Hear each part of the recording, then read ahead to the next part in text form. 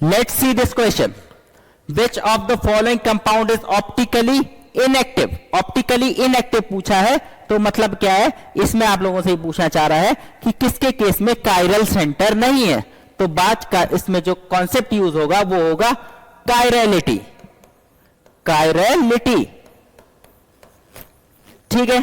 तो अगर बात करें पहले ऑप्शन के केस में, अगर अब हम कायरल पहचानेंगे कैसे, तो अगर कार्बन की बात करें, कार्बन से अगर चारों ग्रुप डिफरेंट लग जाते हैं तो उसको हम लोग क्या बोल देते हैं, कायरल। क्या बोल देते हैं, कायरल। बस अब हमको क्या करना है, यही देखना है कि किसके में कायरल नहीं है, क्योंकि इनएक्टिव पूछा है। अगर कायरल हो जाता है तो वो ऑप्टिकली एक्टिव हो जाता है। तो अब हमको देखना है किसके में कायरल नहीं है। इसके में देखो एक हाइड्रोजन लगा, एक मिथाइल, एक इथाइल और एक OH, तो ये कायरल है, ठीक है। अब बी ऑप्शन की बात करें तो इसके केस में अगर देखें 3H3 लगा हुआ है, यहां जाके यहां डबल बॉन्ड मिल जा रहा है, यहां पे एक हाइड्रोजन और होगा, तो ये दो डिफरेंट, यहां भी डिफरेंट एनवायरनमेंट है। इसके केस में भी क्या है, यहां भी है कायरल। अब सी ऑप्शन की बात करते हैं तो यहां पर सेम ग्रुप हो गए, ठीक है। तो यहां से तो ये कायरल नहीं हो सकता।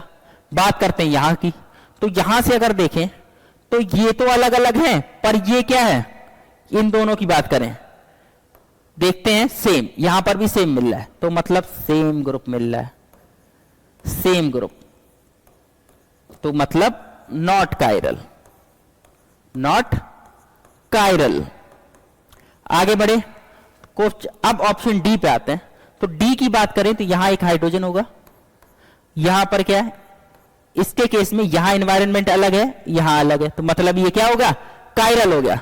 सिर्फ ऑप्शन सी के अगर हम हटा दें तो उसके अलावा क्या है, बाकी तीनों में क्या है, कायरल सेंटर है। अगर कायरल सेंटर है तो ऑप्टिकली एक्टिव होगा, सिर्फ सी के केस में क्या हो जाएगा, ये ऑप्टिकली इनएक्टिव हो जाएगा। So C will be the correct answer for this question.